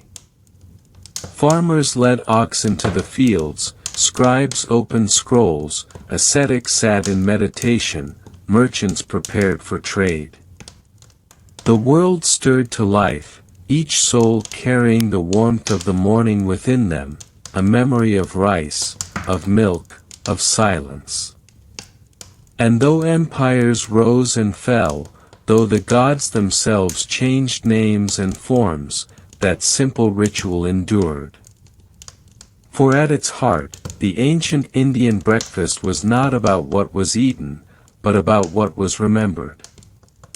It was an acknowledgement of dependence, of humility, of continuity, the soft realization that life feeds on life, and that in every act of nourishment lies both gratitude and loss. The first light touched the Ganges, turning its waters gold, and the smoke of 1,000 kitchens rose to meet it. In that mingling of fire, water, and breath, the cycle began again. Hunger, devotion, fulfillment, each inseparable, each eternal. When the ancient world began to turn westward again, past the deserts, the rivers, the lush plains of Asia, it arrived in a place where the mornings were heavy with the scent of earth and smoke, and where bread once again became the language of survival. In Egypt, where the sun itself was a god, the first meal of the day was never merely sustenance, it was ritual, continuation, renewal. The Nile had already flooded, receded, and left its black silt behind. The fields were green and humming with life, and the people rose with the light, knowing that Ra's daily resurrection demanded both gratitude and endurance. They ate what the river and earth had yielded, barley and emmer wheat ground between stones, made into coarse loaves or thin cakes, baked upon hot clay, blackened at the edges. The bread was hard, the flavor sour, yet to the Egyptian it was divine, the very body of the sun transmuted through labor and grain. Each morning began in rhythm with the land. Before the sun's full ascent, the workers in the fields, the fishermen, and the stonecutters took their breakfast together. They gathered in the half-light, sitting upon the packed earth, and ate in silence. The bread was often paired with beer, thick and cloudy, brewed from the same grain that gave them their loaves. To the modern tongue it might seem strange, to begin the day with drink, but to them, it was nourishment, liquid bread, dense with yeast and life. It was warmth against the morning chill, strength against the toil that waited beyond the horizon. Even the pharaohs, it was said, took bread and beer before the day's offerings began, for in those humble elements lay the pulse of eternity itself. The Egyptian breakfast was shaped by the same principle that shaped their gods, transformation. The grain was the seed buried in darkness, the symbol of Osiris, god of death and rebirth. Each loaf, each sip, carried the echo of that myth. To consume it was to take part in the endless cycle of decay and regeneration. The living fed upon what the dead had become, the dead were fed in turn through offerings of bread and beer placed beside their tombs. Thus, every morning meal became a bridge between the worlds, the breath of life shared with the spirits who once tilled the same soil. The people did not eat alone, they ate in the presence of ghosts. In the grand temples, the priests performed a more elaborate version of this act. At dawn, they purified themselves in cold water, wrapped their bodies in fresh linen, and entered the inner sanctums to awaken the gods. The statues were washed, anointed, and then fed. Loaves of bread, cuts of meat, bowls of fruit and honey were laid before them. The offerings were not eaten by divine mouths but by human ones. Later, when the priests consumed what had symbolically passed through the gods' presence. To eat that food was to partake in holiness. Thus, even the simplest meal in the villages reflected this cosmic echo, every morsel sanctified by the same rhythm that sustained the heavens. The workers who built the pyramids, too, were sustained by these heavy, grain-laden breakfasts. Archaeologists would one day find the remnants, pottery jars still caked with yeast, bread loaves hardened to stone, the ghostly imprint of hands upon them. The laborers ate heartily before the day's strain, not out of luxury, but of need. They consumed thousands of calories of bread and beer daily, their bodies becoming extensions of their labor, their strength the physical manifestation of the empire's devotion. To eat was to serve the eternal. Their mornings were loud with laughter, sweat, and song, but also shadowed by the knowledge that life was short, that the same earth that yielded sustenance would one day reclaim them. In the homes of scribes and officials, breakfast was gentler, though no less symbolic. The table was low, the stools modest, the room cool and dim.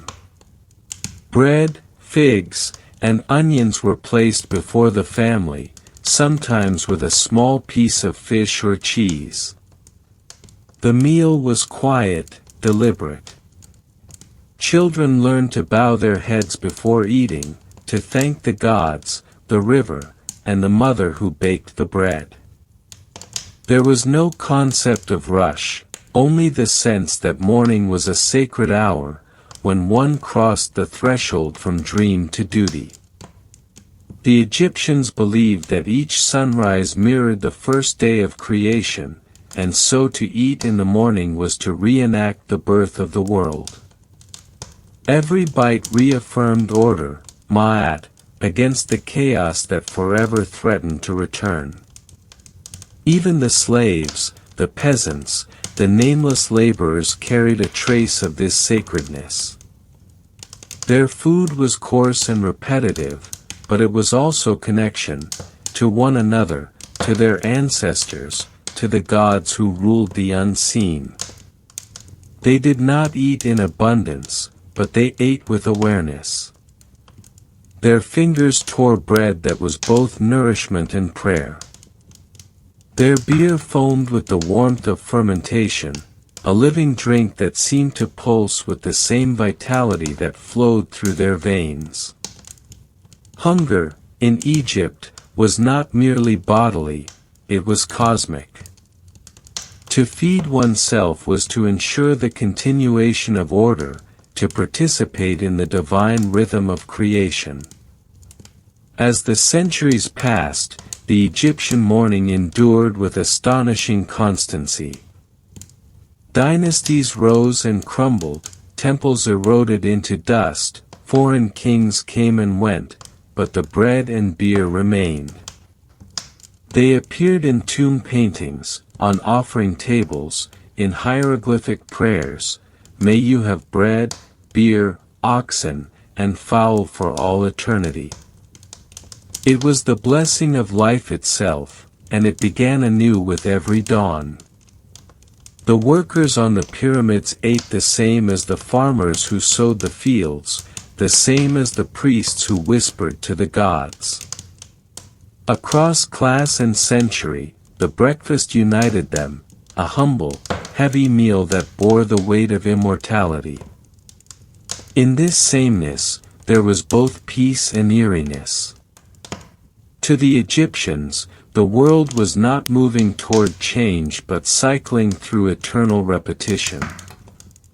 The sun's rise was not a new event, but the return of an ancient one.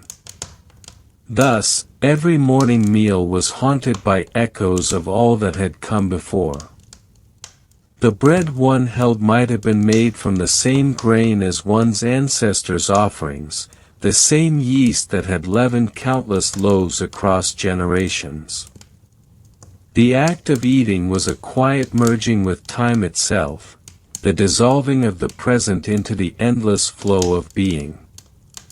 Even the dead were fed each morning. In the tombs, priests and family members brought offerings, sometimes real, sometimes symbolic, so that the departed might eat in the afterlife. The scenes carved upon the walls showed them eternally seated before tables of food, bread piled high, fish, fruit, wine, frozen in an eternal breakfast that mirrored the living world. The Egyptians believed that the soul, the Ka, required sustenance even beyond death, and so the morning meal extended across the veil of mortality. Life and afterlife were two sides of the same dawn. There is something profoundly unsettling in this continuity, the way that life's simplest act, the breaking of bread, became both ordinary and eternal. The Egyptians lived surrounded by death, yet they feared it less than hunger. They believed that to eat was to affirm one's place in the cycle, to momentarily banish the darkness of Isfet, chaos, that lurked just beyond the world's order. Breakfast, in that sense, was a defense, not merely of the body, but of existence itself. Imagine, then, an ordinary morning on the banks of the Nile. The sky is pale blue, streaked with red. A fisherman kneels beside his small fire, tearing a piece of bread and dipping it into a bowl of oil. The river moves silently behind him, carrying silt and memory alike. From the temples in the distance, a low hum rises, chants greeting the sun as it climbs into view. The fisherman eats slowly, feeling the rough texture of the bread, the sourness of fermentation. He knows that this bread, in its way, is sacred. It is what connects him to his father, to the river, to the God whose light now spills across the water. In this moment, the divine is not distant. It is warm in his hand, soft against his teeth. Thus, the Egyptian morning becomes a portrait of both endurance and awe, a world where the first meal binds heaven and earth. Their breakfasts were not light, but heavy with meaning, dense with the weight of survival and devotion. And perhaps this is why, thousands of years later, when the loaves turned to stone and the names faded from their walls, the Egyptians still seem alive, preserved not just by mummification or monument, but by the eternal simplicity of that act, waking, offering, eating. The sun rises, the bread is broken, the cycle begins anew. And in that endless repetition lies both comfort and the faint whisper of eternity. And so the fire changed shape again, no longer the slow embers of village hearths or the glowing coals beneath bronze cauldrons, but the restless, roaring blaze of furnaces that consumed the air itself. The age of industry dawned like a fevered sunrise, pale with smoke and trembling with machines that never slept. Humanity, having conquered hunger with its bare hands for millennia, now sought to mechanize the act of nourishment, to make the morning meal as precise as the tick of a clock and as endless as the rolling belts of iron that cut through the century. Breakfast, that ancient ritual of awakening, became something else, something bottled, branded, and sold. It began quietly, as so many revolutions do, in the silence between church bells and factory whistles. The steam of the new world smelled of coal and sugar. Men who had once eaten thick stews at dawn before plowing fields now walked through soot and fog, clutching tin cups of coffee and crusts of bread, their food swallowed in haste before the long day of iron and smoke. The breakfast table, once a communal altar to survival, was disassembled, replaced by small hurried gestures, a sip, a bite, a cigarette, a whistle.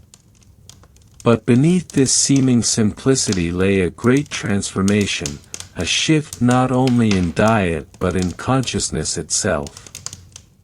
The body's rhythm, once guided by sun and season, now bent to the hum of machinery.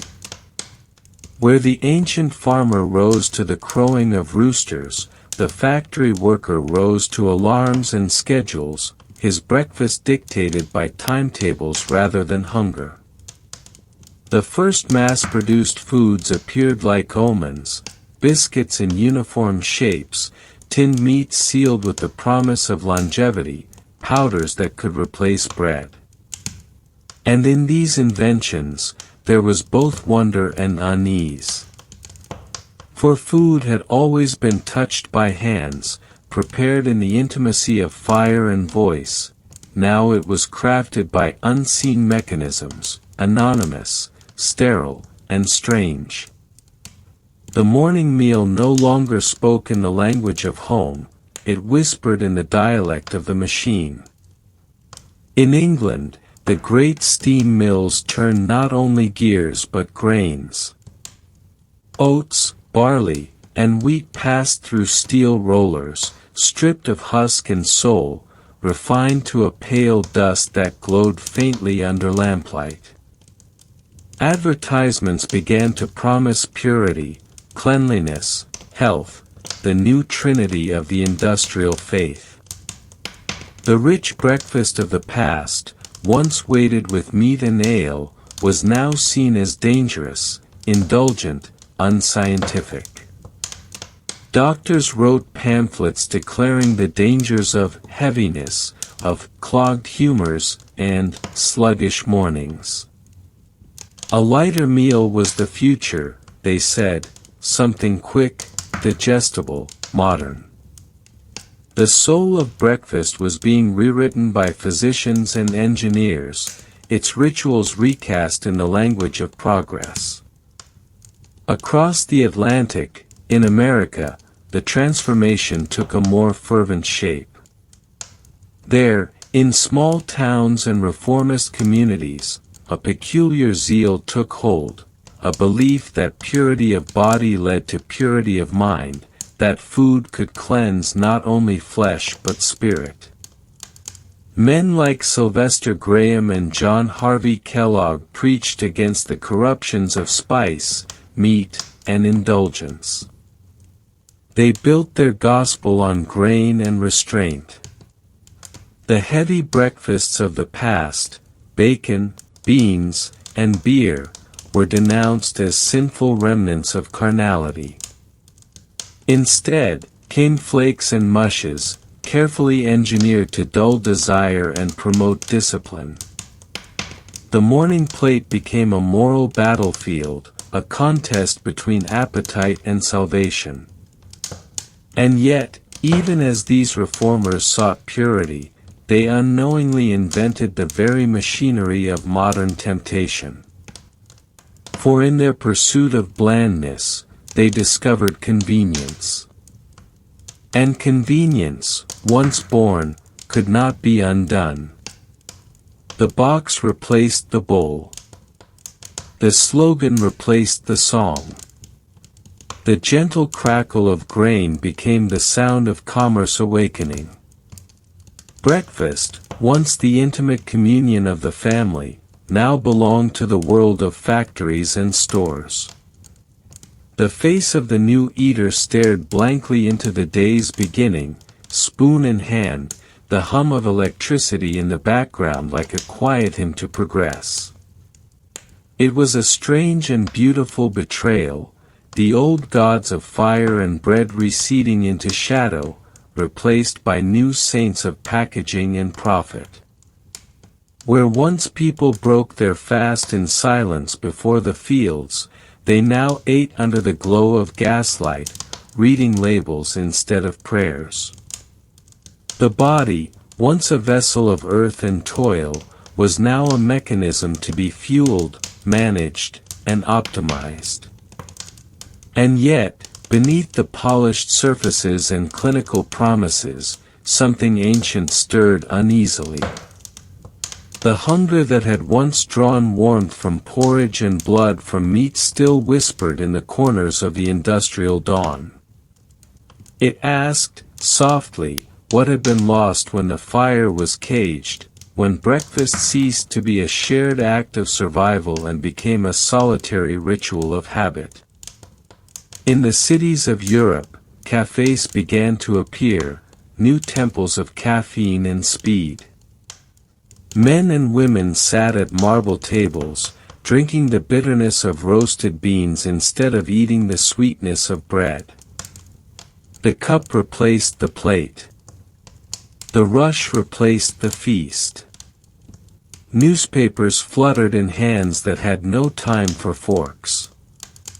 The morning was now a passage of motion, not reflection.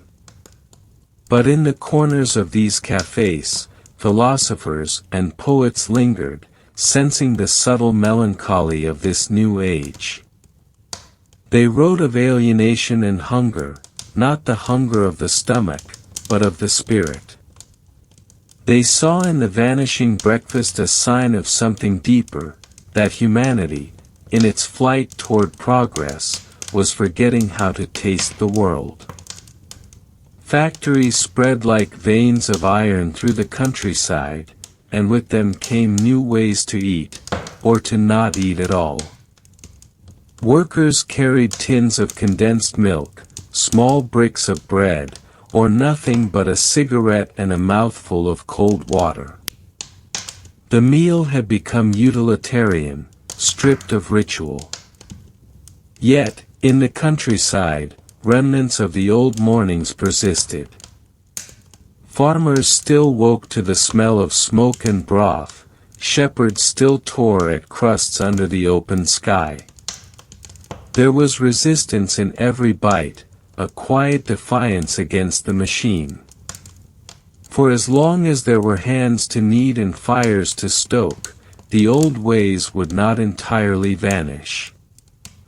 They lived on in the edges of cities, in the memory of taste, in the dreams of those who still remembered the weight of true hunger. In this strange in-between, the twilight between old and new, food became not just sustenance but symbol. To eat lightly was to be civilized, refined, modern. To eat heavily was to be backward, primitive, excessive. The breakfast table became a mirror in which societies saw their values reflected. The aristocrat with his silver spoon and boiled egg, the worker with his crust and tea, the reformer with his measured portion of flakes, all part of the same unfolding narrative, the body adjusting to the rhythm of modernity. And as the sun rose over chimneys instead of trees, humanity's relationship with the morning changed forever. The meal that once marked renewal now marked routine. The taste of dawn grew thin. But there were moments, fleeting, fragile, when the old warmth returned. In a bakery before sunrise, where loaves still swelled like sleeping hearts, in a miner's tin, filled with the same thick porridge his ancestors had known, in the laughter of children eating bread still warm from the oven. These were the echoes of an older dawn, stubborn and sweet, surviving beneath the noise of progress. They whispered of a truth that no machine could erase, that breakfast, in its essence, was never merely about eating. It was about the act of remembering that one is alive. And so the industrial age advanced, gleaming and relentless, carrying with it the ghost of every meal that had ever begun the day. The furnaces burned through night and morning alike, but still, in kitchens and corners across the world, small fires persisted, tended by hands that refused to forget. They lit the darkness with their quiet defiance, their smoke curling upward like prayers to the old gods of bread and flame. And in that lingering scent of warmth and ash, the true story of breakfast endured, a reminder that even in an age of iron and speed, the soul still hungered for the slow, heavy light of the first dawn.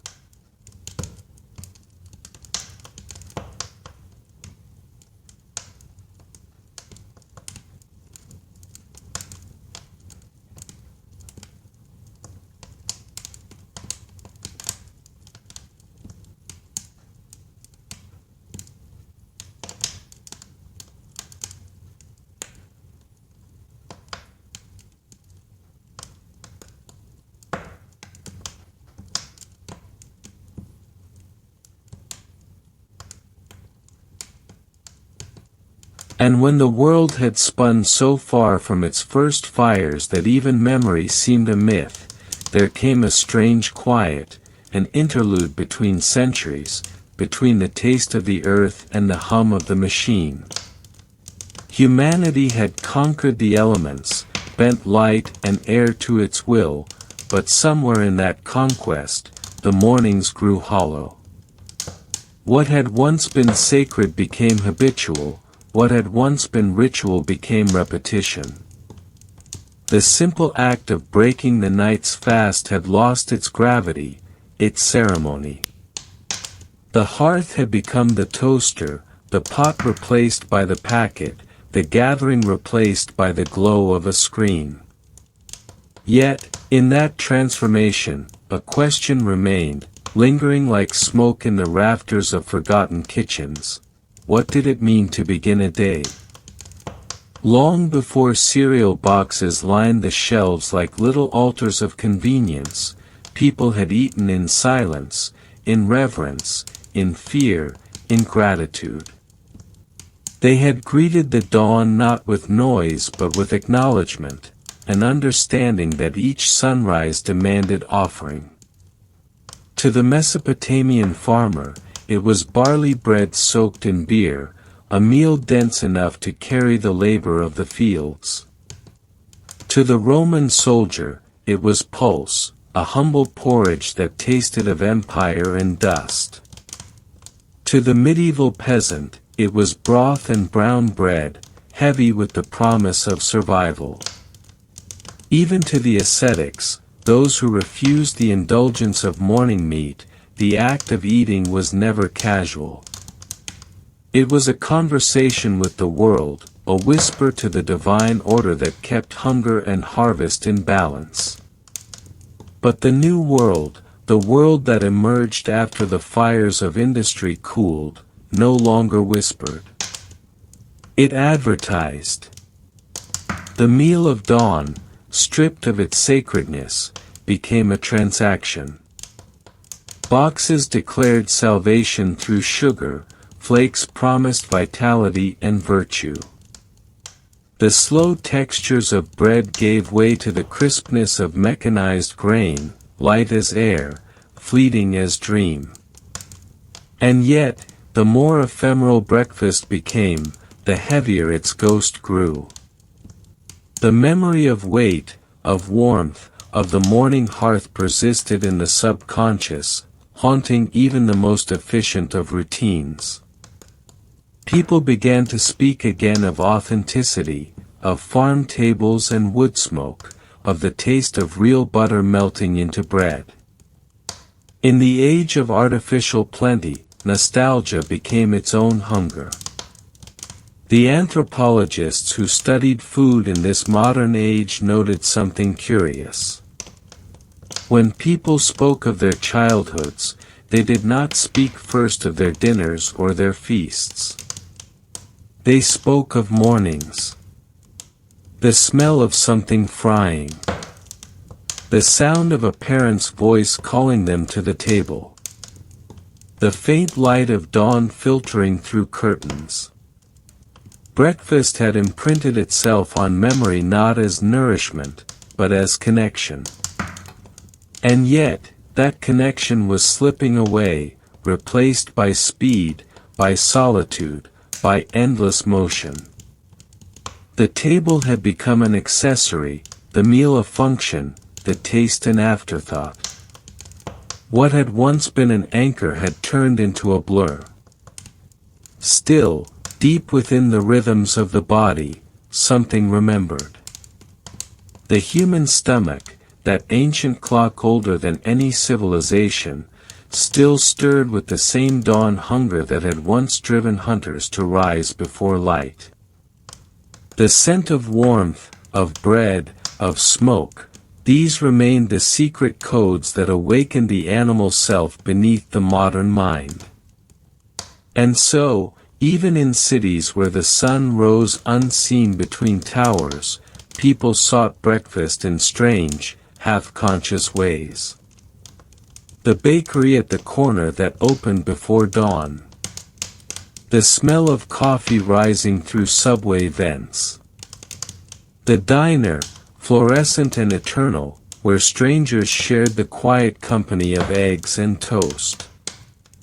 These places were not new inventions, they were echoes, continuations, the faint pulse of an ancient rhythm beating beneath the noise of progress.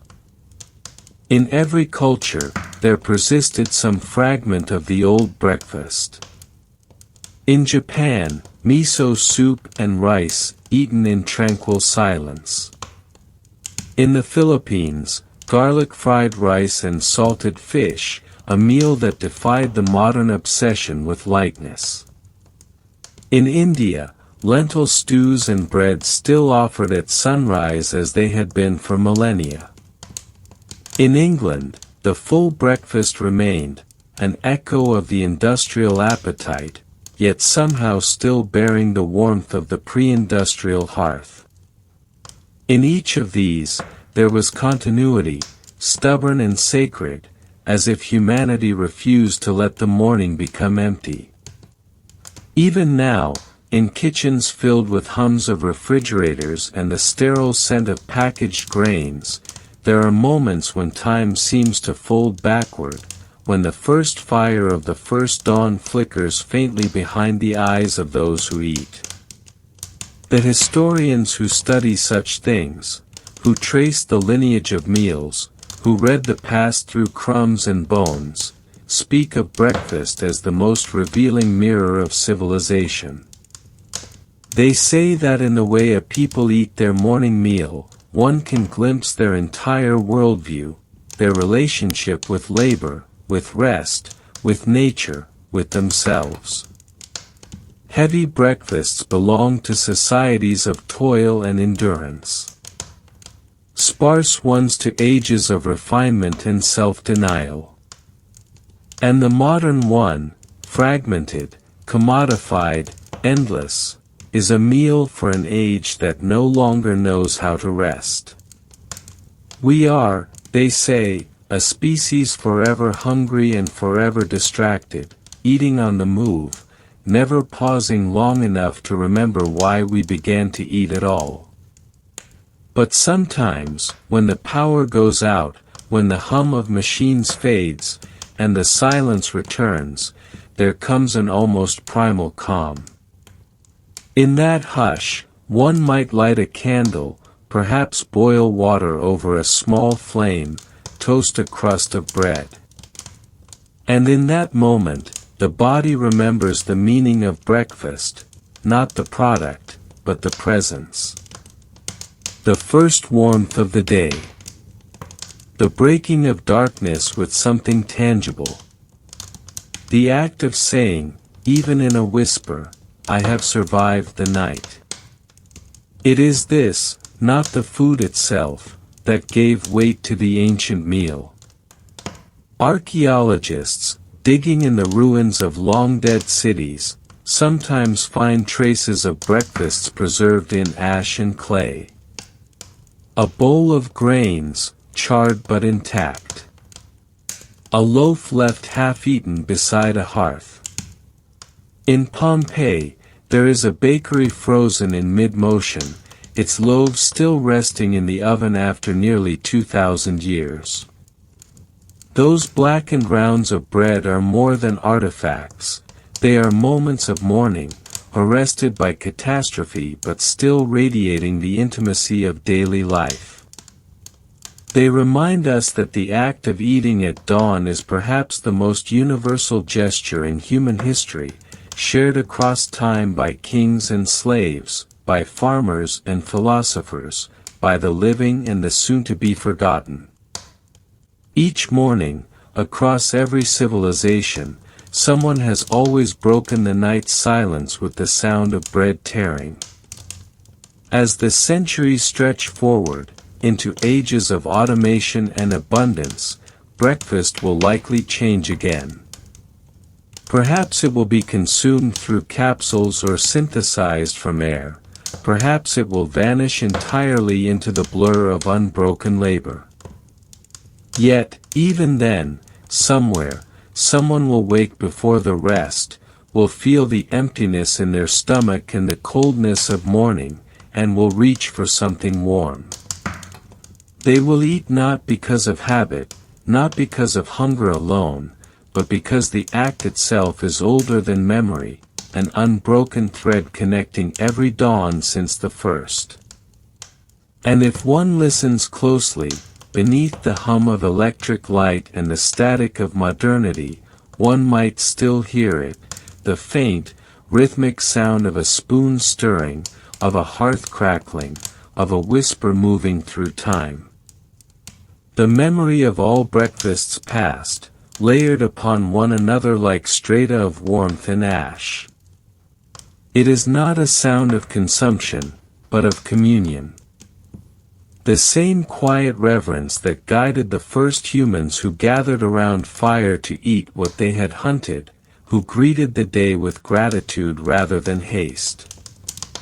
The story of breakfast, when traced back far enough, is the story of how humans learned to meet the morning without fear. It is the story of survival turned ceremony, of necessity turned art. Every grain crushed, every loaf baked, every egg cracked carries within it the echo of those first fires and first hungers.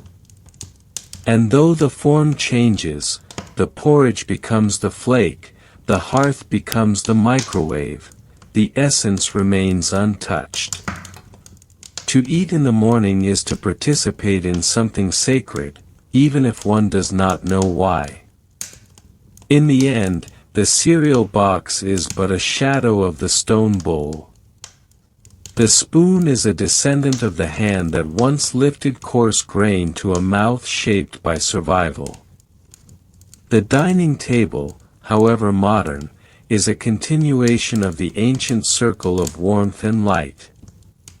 And the eater, no matter how distracted, no matter how distant from the soil, remains, at heart, the same creature who once knelt beside a fire and tasted the first meal of the day as if it were life itself. So, when morning comes again, and light filters through blinds like a pale echo of older suns, and you sit before your food, whatever it may be, pause, just for a moment. Feel the weight of the world's breakfasts behind you, the invisible procession of every dawn that has ever broken, the slow centuries of hunger and gratitude that made this simple act possible. Taste the grain, the salt, the warmth. Listen for the breath of those who once did the same. In that stillness, you might hear the hum of the first hearth, the sigh of smoke rising into dawn, the heartbeat of time itself. And then, as you lift the first bite to your lips, know that you are continuing something far older than civilization. You are breaking the silence of night in the oldest way known to humankind. You are remembering, even if you do not realize it, the first truth of the morning, that to eat is to affirm that life endures. The machines may change, the cities may rise and fall, the foods may evolve into shapes and substances unimagined by the ancients, but the hunger, the warmth, the need to greet the sun with sustenance, will remain. It is not just biology. It is ritual. It is memory. It is the quiet, eternal dialogue between the body and the dawn. And when the last of the stars fades and the light creeps in, touching the ruins and the living alike, the world once again finds itself in that ancient moment between darkness and day, when everything is still possible, and the first act of life is to eat, to breathe, to begin again. So let the smoke rise. Let the bread break. Let the morning come, heavy with history, soft with promise. For in that first bite, across millennia, humanity has always known what it means to be alive.